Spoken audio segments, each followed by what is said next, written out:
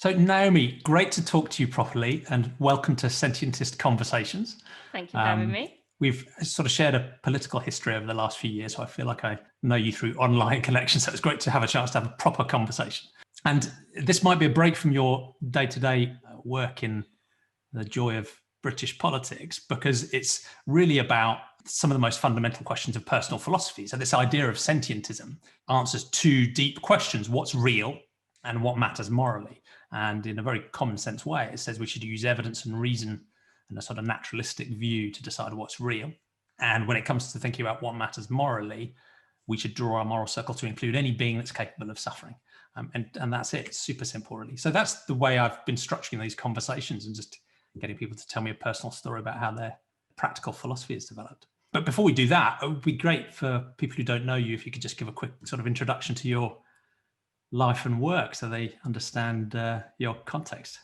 Sure. Well, thank you very much for having me. So I am currently chief executive of an organisation called Best for Britain, which is a campaigning organisation that seeks for Britain to have closer relationships with Europe. So we were born out of the movement that was against Brexit and hoping to stop it and maybe get a second referendum to overturn the result of the first one or to validate it. But sorry to say that we didn't succeed in that part of our mission. So now, having left the European Union, which we're obviously very sad about, we want to make sure that we don't drift ever further from it. And not least because issues like pandemics, like climate change, they don't respect borders. And so they will always require an internationalist, a multilateralist approach. So we are campaigning sort of against the nativist tendencies of the current Vote Leave government and trying to empower more internationalist voices, both within Parliament and across the country, to make sure that Britain isn't isolated, isn't left out in the cold,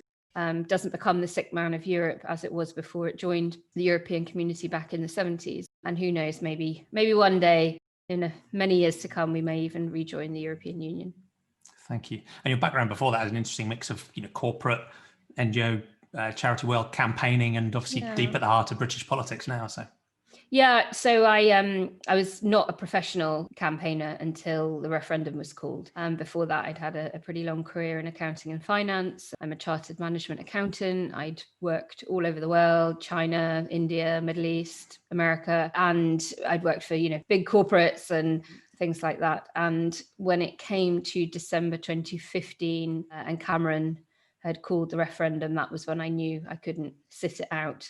We'd had 40 years of the Murdoch press pouring bile about Europe down everybody's throats. And I was pretty sure that we would probably get a leave vote. And I didn't want to have that on my conscience, waking up on the 24th of June, 2016, having not tried to create the conditions for a different result. So I'd sort of professionally been earning my money in the world of accounting and finance. But in the evenings and weekends, I had been a bit of a campaigner for the Liberal Democrats. I joined under Charles Kennedy in opposition to tuition fees and later the Iraq War. And I'd sort of been very supportive of things like electoral reform. I'd grown up in Northern Ireland actually during the height of the Troubles. So I'd experienced very firsthand how things like a more proportionate voting system can give voice to the marginalized and minority groups. And actually, PR was a precursor to the Good Friday Agreement being signed, because Catholics were so underrepresented in Northern Irish politics. So I'd always had a keen interest in politics. I'd grown up in this highly politicized environment where everybody had a political view. I'd then gone to university where nobody had a political view, and my generation were so incredibly apathetic. And so I sort of, mustered a few other students to come on the anti-Iraq war march with me. And I then sort of continued, campaigning in local elections and by-elections and things like that. And I'd actually stood as a candidate in 2010 for the Lib Dems and was then completely appalled by coalition. And so I ended up chairing something called the Social Liberal Forum, which is a group of sort of centre-left progressive voices within the Lib Dems who wanted to drag the party back towards the centre-left on economic issues and were pretty appalled by what was happening in coalition in the name of the Liberal Democrats. And we forewarned that, it would lead to electoral annihilation in 2015, which of course it did. So then, I'd been doing it sort of in my spare time and weekends. And then it was only really after Cameron called the referendum that I decided to go into politics full time. It'll be interesting to come back to politics later on in the conversation, because while this idea of sentientism doesn't, imply a particular political stance, it has some really deep political implications. You know, if your worldview is based on naturalistic evidence and reason, and you have a respect for facts, and you have a universal, broad sphere of moral concern, that clearly has some political implications too, which we can tease out. But to wind the clock back, it would be interesting to start with this, you know, what's real and what do you believe question. And I think you and I share a sort of fairly naturalistic, atheistic worldview generally when it comes to what's real. But did you grow up that way? Did you come from a more religious household? How has that journey shifted over time for you? Yeah, I certainly grew up in a sort of very traditionally Anglican household. My father he would describe himself as an Anglo-Catholic. He was, you know, very observant, went to church every Sunday, sent me to Sunday school.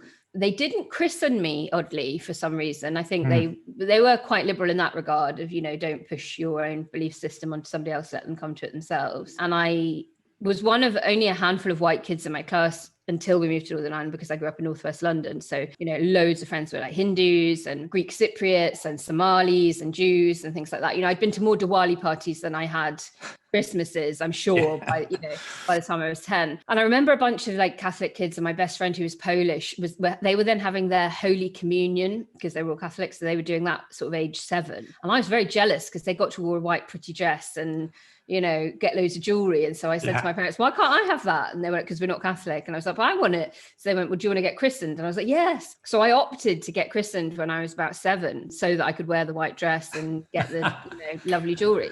All of which got nicked in a burglary about a year later and made me realise there definitely wasn't a God. Because why would you have let my lovely gold crucifix be stolen? And so, yeah, I was brought up to believe that there was a God, and, you know, you should pray and, you know, be good to people and all of that sort of stuff. But it was gentle. It was that mild Aesop's fairy tales kind of gentle stuff. Yeah, sort of background, non-intrusive. Yeah. Then we moved to Northern Ireland, and whoa, that was a whole new level of religion that I'd never experienced. You know, every child could recite all of the books of the Bible off in order from Genesis to Revelation or whatever. Yeah, all the way through. Yeah. See, that's how bad I am. Even now, I don't know. This is why you took your dress. And everything was a sectarian education. You know, there weren't mixed schools. There still aren't really in Northern Ireland. Yeah. So you either went to a Protestant school or you went to a Catholic school. This was just incredibly foreign to me and very weird. And I'm the only girl in my year from my school who got 9 GCSEs instead of 10, because I was removed from RE. Wow. Because the religious instruction that we got was not an education. It was not a religious education. We had a born-again Christian fundamentalist RE teacher who I vividly remember telling me that I would burn for eternity in a bottomless pit of hell unless I let Jesus into my heart, and became a born-again Christian and accepted Jesus. Did you find that upsetting, or did you're just like, that's bullshit? Well, I came home and said to my mum, oh, are we not Christians? And she went, of course we are. Why are you saying something so ridiculous? And I said, well, because the teacher says that you're not. You've got to be born again. That's the only way to be a proper Christian. And cue my mother going into the school and, you know, reading the Riot Act at the headmistress to say, what is this nonsense my daughter's being taught? And that sort of emboldened me to sort of speak my mind a bit. And, you know, my parents are academics, and my mum in particular did media. So most of her colleagues back in London, you know, were incredibly cosmopolitan. Lots of them were gay men, lots of them suffering with, you know, partners with HIV and things like that during the AIDS epidemic in the 80s. And here I was being told that homosexuality was a sin, and that as long as you didn't act on the sin, God would reward you. But if you did act on it, then, you know, again, eternity, hell, fire, damnation. Yeah. And I called that out every single time the teachers would say this. And I would look around at the rest of my class and say, come on, you've got to join me on this. This is outrageous. We shouldn't be being taught this. Why would anyone choose to be gay in this country with these mindsets, with this level of attack? When did you choose to be heterosexual, miss? You know, I would say to her. So in the end, the school decided that given that I was highly likely to fail the RE GCSE, even if I was to take it, that it was best all round if I didn't. And so for then the next 2 years, I would sit in the library while everyone else had RE lessons. Wow. So Northern Ireland definitely confirmed to me that I was a non-believer. For a long time described myself as an atheist, and still do. You know, I'm an affirmed atheist, but unlike you, I think I'm probably more sympathetic to the phrase humanism. No, thank you. It's a fascinating story. There's so much complexity to religious worldviews, because on the one hand, there's really genuine, deep, broad compassion that flows through most religions, but at the same time, their power to warp basic compassionate ethics is can be egregious and stark, and whether that's homophobia or whether it's potentially the psychological abuse of children by telling them they're going to burn in hell forever. It's somewhat shocking. So you have the light and the dark all the time. One reason why I think many people who intellectually don't feel comfortable with a religious worldview still hold to it is because they're nervous that if they move away from it, their morality will lose any foundation. So some will get this sense that without a supernatural being who is good by definition and defines good and bad, and without that potential for judgment and then, potentially punishment after death, that without that, your morality loses its moorings completely. So some will just double down and stick with a supernatural and somewhat arbitrary view of morality, which, is open to that type of warping. Others will go down a different route, which I think is damaging for different reasons, which is the sort of extreme relativism of, there is no grounding for morality. Anything goes. It's just up to what you negotiate, which can lead to some equally awful ethics as well. In the absence of that sort of supernatural basis, how would you describe the foundation of your morality, and how's that shifted over time? I think there is a lot of truth in what you say in terms of some people who intellectually otherwise would probably define as irreligious or lead an irreligious life are sort of fearful of the lack of moral framework that would not offer. But I also think it's a lot to do with the limitations of the human brain, and we're just not as bright as we think we are. We're not that much cleverer than other animals, but we seem to think that we really are. And I think this presents itself in our inability to accept randomness. And I think that we are always looking for a simple answer to events that happen that we can't comprehend. We can't bear that not knowing, so we have to fill in the gap. And therefore I view those that subscribe to their star signs and their horoscopes in much the same way as I do people that follow religion. To me, it's just the same reaching for an easy answer, the supernatural, as you say, not rooted in the known natural world and what we do know. And then when a few humans are bright enough to find a reason and a rationale for an event, the Big Bang or something like that, it is so incredibly difficult for the average human to understand and get their head around that it's just simpler not to. And we just lock down. Actually, no, I'd rather believe the conspiracy theory or the fairy tale that I've been told about the white man with a long white beard sitting on a white cloud. The simple story. Than engage. So I think there's that. In terms of my own moral compass, I mean, I do think humanism offers that. It's a worldview. Atheism, I suppose, is a word to describe a lack of religion and a lack of belief in a higher power or supernatural power. And that's all it is. Whereas I think humanism does give you that construct of ethics, experience, and evidence. So, the ethics of what is right and wrong, and the experience of, okay, well, if we pursue some things, good things happen. And if we pursue other lines of thought, bad things happen. So, good things happen when we're ethically good to one another, including animals. I mean, take the current pandemic at the moment, in no small part because we consume animals, we consume their habitats, we live closer to them than we should do. The link to wet markets and things like that. All the leaps from, of these coronaviruses that have happened from camels, as is the case with MERS, which was an incredibly deadly pandemic. That was the industrialized camel farming practice, and it killed a third of the people that caught it. SARS again, bird flus. These are zoonotic diseases making the leap. So again, that's just the experience. That's and all rooted in evidence and evidence that is recorded. So for me, I think that's where it comes from, and how I sort of try to live my life, and is why I'm a vegan now, and wish I had been for a lot longer than I have. And that linked to I followed, I think it's roughly similar paths. So maybe a bit older than you, but as a teenager, sort of left a fairly anodyne Anglican religion behind and became an atheist, which, as you say, is just an absence of belief in God. It doesn't really say anything else. And I followed that same path to humanism, which I really like, because it said, right, there is no supernatural basis, but if we layer on a universal compassion for all humans, because we are all human, and it actually defines good and bad outcomes in terms of the suffering and flourishing of humans, that felt very compelling and rational to me. It sort of linked that evidence and reason naturalistic stance with some morals on top of it. So it actually gives you a positive vision. But you've touched on it already, because that's a fairly common path for people to follow. But many people just stop with the human species. And you and I, and that's part of my motivation behind taking humanism and extending it to sentientism have gone beyond that. At what stage did you start thinking seriously about non-humans and the moral implications of that? How did that play out? So as a child, I was a massive animal lover. I'm the youngest of three, and I'm the youngest by quite a margin. So the dog was my playmate and my company rather than my brothers.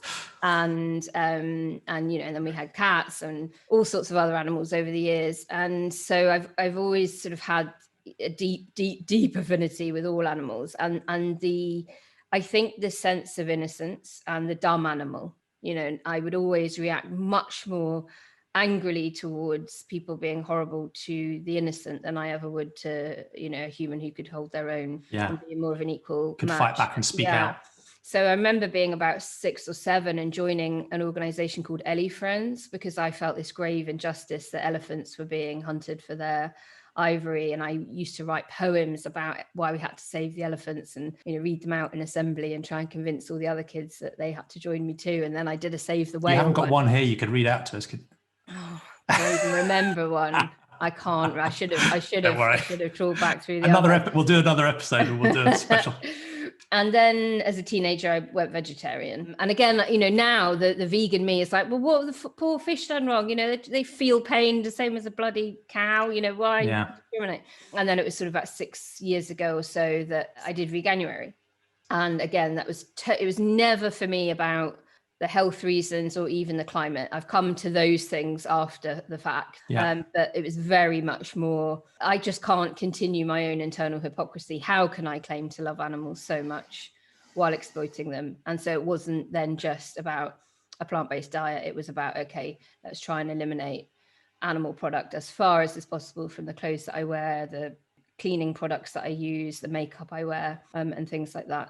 Yeah. And did you find that an easy process to go through once you'd sort of decided I'm going to do this, or was it challenging? I mean, both, less practically, but more socially, because I think one of the things that interests me about both the journey away from religion and the journey towards something like veganism and taking animal ethics seriously is you're swimming against really strong social tides where you might argue that, the average 2 or 3 year old child is they're like a mini scientist. They're quite naturalistic already. They certainly don't believe in deities or the supernatural. No.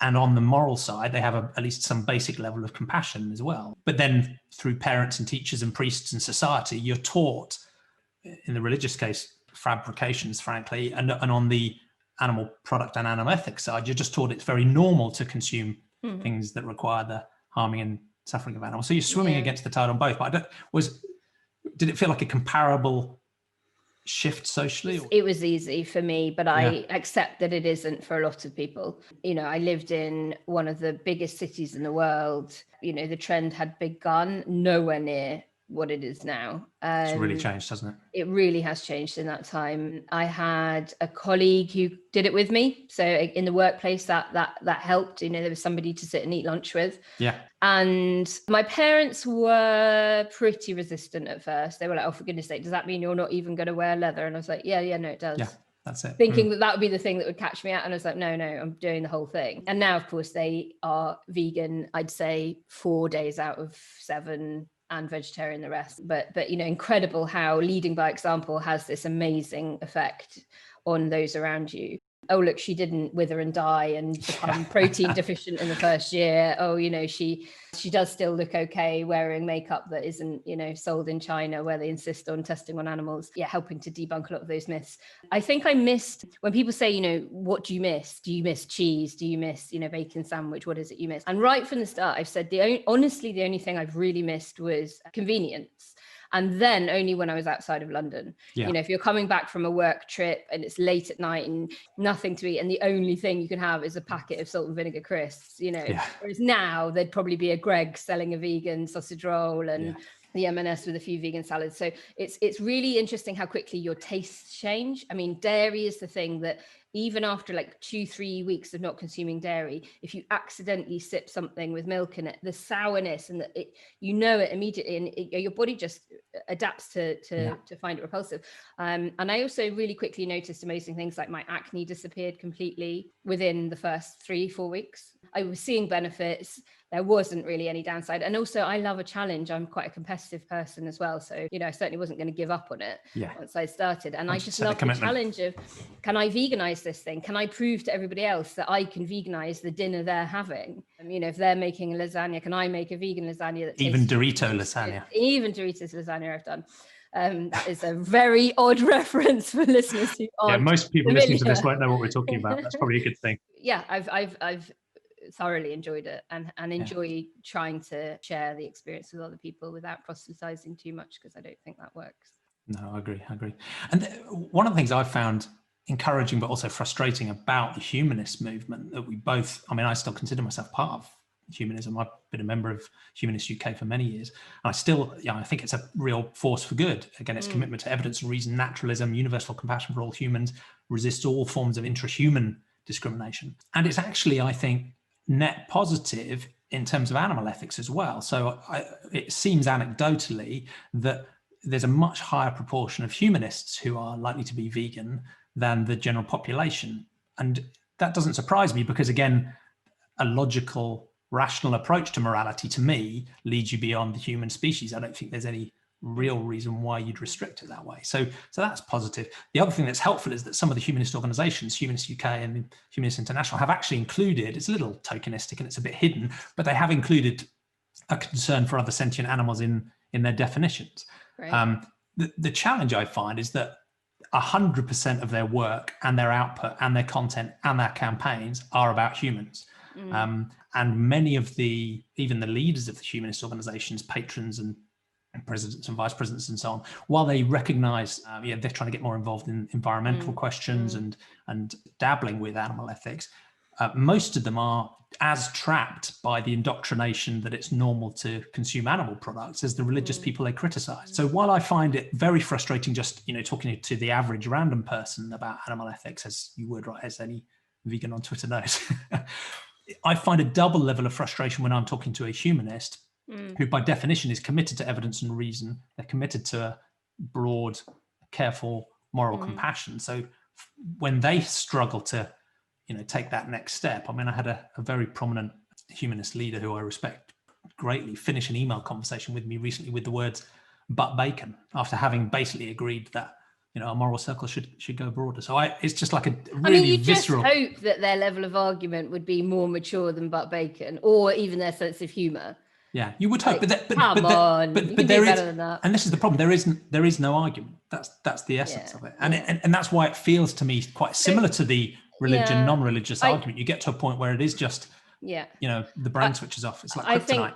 I think we have to just try and infiltrate humanism to be anti-speciesism, rather than sort of set up our own thing, because as you say, it is the natural conclusion of everything else. They're just taking a bit longer to get there. There are so many people for whom within the humanist movement who probably should be vegans and could be. We know the demographic shift of religion is not in the favor of the religious, and we know that, of course, plant-based diets are a much, much bigger thing with the under 25s than anybody else. So I think it probably will happen over time. Agree. And I'm going to, continue within, my own humanist circles to try and point out the limitation of their logic not being extended into compassion for non-human animals. And I still count myself as a humanist as well as a sentientist, and Sentientism isn't an organization. There's no membership, there's no money, there's no governance, there's no nothing. It's just it's just another idea. It's just another world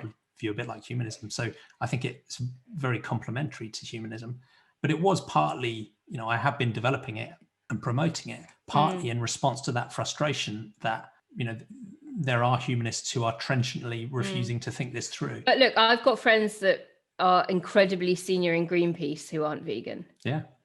It isn't just the humanists. This is absolutely every organization that purports to stand for, whether it is climate change or a kinder world, or even a healthier world. I mean, come on, the number of so-called health experts that are still peddling a low-carb, high animal protein diet is unreal, and yet there is swathes of evidence in the economic literature around the benefits of a plant-based diet. So yeah, it's not just the humanists. It's not got to at get all. into all of these organizations. And it's absolutely true. The conservationist and the ecological and the environmental movements as well. In a sense, the average environmentalist has jumped from a broad universal human compassion, which leads them to be worried about climate change and the damage we're doing to the environment because of its impact on humans. And then they quite often can jump to polar bears or animals that they don't eat. I completely agree, right? So they then will extend their moral circle, if you can visualize that, going out to now we care about the environment and ecosystems and habitats and species and charismatic wildlife, but they haven't really extended the moral circle. They've just sort of created a multi-level moral donut where there's a concern for things on the outside that don't experience anything and can't suffer, like rivers and rocks and habitats, but they've excluded all farmed animals and all of the non-charismatic wildlife. But I think to come back to your earlier point is that when you see these things, it's very hard not to become preachy and righteous, and that doesn't persuade anyone. So in a way, we've got to find ways of, and you've hinted at this already, of focusing on that common ground, working with people, finding compassion where we can find it, within humanists and within religions as well, finding genuine compassion where we can, and working on that and just making it easier for people to change, I guess. Because we know preaching doesn't work too well. But the wonderful thing about veganism, of course, is that it is completely compatible with all religions. Yeah. And actually, I've heard tales that in a lot of old people's homes now, the vegan diet is the one that they do, because if somebody is too ill with dementia to be able to say, oh, I eat kosher or I eat halal or whatever, well, give them vegan food. And by definition, it is all of those things. And you don't need to worry about somebody. Exactly. And good for their health. Yeah. And it's also just straightforwardly a win-win. So one of the challenges people will sometimes put towards extending that moral circle is that they're worried it's distracting from human problems and issues. And, we have plenty of those to work on. But as you've laid it out already, it's not. It's a win-win. So if you're worried about environment, you're worried about health, you're worried about antimicrobial resistance, arguably even if you only care about humans, there's a robust and strong argument to stop farming animals. So the next stage that I would be interested to come to, because I think you and I largely agree on what's real and what matters, and we're probably angering the YouTube gods by not having something we can fight over. And you'll have to give it a clickbaity title. Yeah, I desperately have to come up with something. But it's to think about the future. So if you imagine a world where we've managed to, more people have recommitted to fact and evidence and reason in a naturalistic way of provisionally and probabilistically understanding things, so more grounded in reality, and we have managed to persuade more people to have a broader moral circle that includes all beings that are capable of suffering. What do you think that future might look like? And you can go as sci-fi future as you like, or talk about more immediate things. And particularly given your focus at the moment, I'm interested in how those sort of ethical positions and philosophical positions actually might even feed into politics. What would a sentientist politics look like? Again, short, medium, or long term, you can go as far as you like. Well, I mean, I haven't given this any thought before recording this, so apologies if this is rambling or not at all. Rambling's good. Thin. But I mean, I do hope that if we're still around as a species in 500 years, we'll look back on this era of humanity as barbaric. And I think particularly in terms of the industrialized animal agriculture. Some farmers will say, in arguments with vegans, oh, but, we look after our animals very well, and, they're hand reared and loving conditions on a lovely hillside and all the rest of it. And of course, there are shades of terrible when it comes to the treatment of animals. And would I rather be a battery hen in an American poultry farm or a free range sheep on a Welsh hillside? Okay, I'll take, I know I'm going to die young, and so are my children, but yes, I'll definitely take the sheep position. But long term, the trends are there. We can see the demographic shifts happening for different reasons, but the direction of travel is the same. So with a lot of Gen Z, it is around the health and wellness, and they're following a plant-based diet from a very individualistic perspective of I want what's best for my body, and completely into fitness and working out and the body beautiful, which is driving much of that. But for many of them, and obviously the Greta Thunbergs of this world, it is about preservation of our planet. So regardless of the driver, I think that is the direction of travel, and we will have a much lower meat consumption diet over the coming decades within the developed world, certainly. And it certainly seems to be the indication. In terms of the wider issue of politics, I'm always really struck by the crossovers between different groups. I notice that there are quite a few more vegans that also overlap and intersect with the LGBT community. And I think that is because of the understanding of suffering and the empathy of having suffered and at the hands of society at large. And so different forms of oppression. Exactly. So I also think that you can't disconnect all of this, and I don't think we will start treating humans better until we start treating animals better. And I think the war and gun violence and knife crime and all of these things are normalized and not treated with the horror with which they should be, because on a daily basis we are consuming things that have been slaughtered, that have been tortured, that so have it been sort of raped. hardens us to we normalize the pain and suffering of sentient beings. So when we do it to each other, yes, it is of course much more shocking, but imagine how truly shocking it would be if most people had rejected the suffering that happens to animals. And so few people really understand what happens inside an abattoir. So few people understand the mental health impacts on slaughterhouse workers and how prone to terrible mental ill health they are. When we look at the pandemic this year, we saw hotspots of the virus happening in and around slaughterhouses, and that's because of the conditions that those people have to work in, the 0 hours contracts that they tend to be on. They may be going from one meat processing factory to another in order to make up enough hours to be able to feed their families, etc. So killing animals hurts humans on every level, both those that are very directly involved with the day-to-day of it and the wider mental health implication it has for them beyond the physical. But then, of course, as we spoke about earlier, the fact that these zoonotic diseases happen because we're industrially farming animals, because we're living too close to them. So I would hope that a lot of people will come to veganism or be against speciesism through other things, whether it is because of them, having an appreciation of the oppression through the LGBT world or through health and wellness. But I do think that come several generations' time, you will only be able to look back on this period of human history as barbaric in terms of how we treated each other, but also, sentient beings. Yeah. And I think it's, in a way, I think we both love for just the force of moral argument to drive change faster. And we have to be realistic that it's just not fast enough. But encouragingly, some of the things you've already talked about, like plant-based alternatives and just the availability and cheapness of, of other alternatives that don't involve animal suffering and environmental damage, are just becoming so prevalent so rapidly that I think that's probably a more, depressing that it might be, that's probably a more productive route to actually saving lives and reducing suffering than moral argument. But what interestingly might happen is, as the availability of those alternatives becomes ubiquitous, people will end up almost going vegan without having taken a decision to do so, because it will just become so normal and so accepted. And that will actually free them then to update their ethics in line with the behaviors they've already adopted. And I'd love it to be the other way around, but I'll take it whichever way it works. Indeed.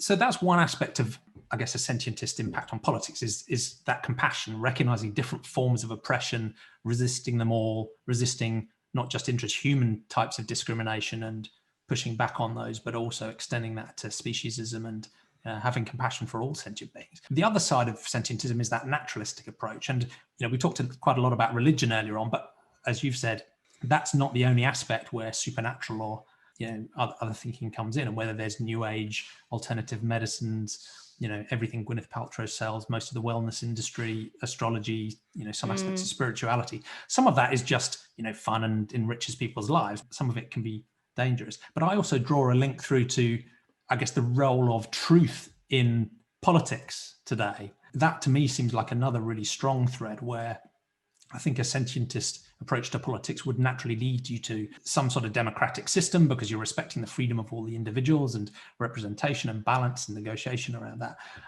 But if you just have a compassionate, inclusive approach, but you don't have a shared commitment to evidence and reason and some form of fact base, I think we're seeing plenty of examples in politics today where that's causing lots of damage, as as well as a restricted moral circle. Yeah, I mean, it certainly seems to be that for the past few years, evidence, reason, and fact have been the poor relation to a decent story and Trumpian lies and, lies on the side of a bus around £350 million to the NHS if we leave the EU. And that has prevailed. We obviously famously had Michael Gove saying the world has had enough of experts. I think 2020 may have reset that.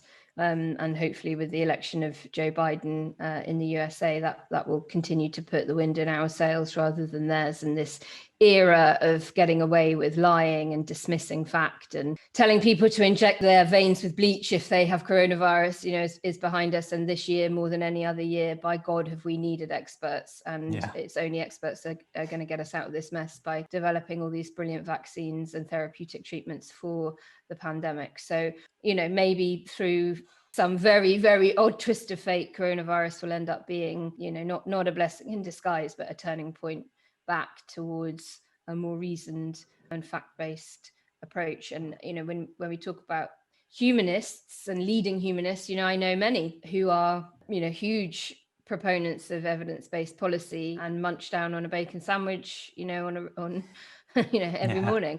The fact that we have to test most medicines on animals surely is evidence enough to remind everyone that we are all incredibly genetically closely linked, and we share enormous amounts of DNA with plants, let alone with other animals. So, which is why we're able to run tests on them to find cures for our own ills. So I would hope that will all sort of percolate through. And we've certainly seen some members of the scientific community being much more vocal about the impact of industrialized animal agriculture this year than I think we ever have done before. Yeah, it will come through. We definitely need Attenborough out there, brandishing a Greg's vegan roll. Absolutely, yeah, that would swing things, I think. So it's interesting because both of the themes we've talked about today, this sort of naturalistic approach and the compassionate approach, I think have their rudimentary origins even before humans. So I'm not claiming that non-human animals developed formal systems of morality, but there was already kin dynamics and pack dynamics and reciprocity and symbiosis before humans were even on the scene. And arguably that sort of naturalistic approach of just exploring the world around you, using your senses and building knowledge about it was something that happened even before humans. Reality is a harsh teacher. Ultimately, you might ignore it for a while in preference to slogans and easy answers, but eventually it will teach you harshly. And we might learn slowly, but we are learning whether we like it or not. So I hope so. That's been a fascinating conversation. Thank you so much for talking to me about your personal philosophical story and some of the implications, and maybe some hope for a more sentientist humanist future too. What's the best ways of people keeping up with your work and following what you're up to? And well, please do follow Best for Britain on Twitter. That's FOR, not the number 4. I'm Pimlico Cat, so the cat from Pimlico on Twitter. We're obviously Best for Britain is on all other social media channels as well. And I am often to be heard on a couple of different podcasts, the Bunker Daily, and a podcast that is now called Oh God, What Now? But was formerly the artist known as Romaniacs. Well, thank you again for the time. It's been a real pleasure to talk to you, Naomi. I'll let you get on with the rest of your day. Thank you for so having much. me on. Thank you. Bye.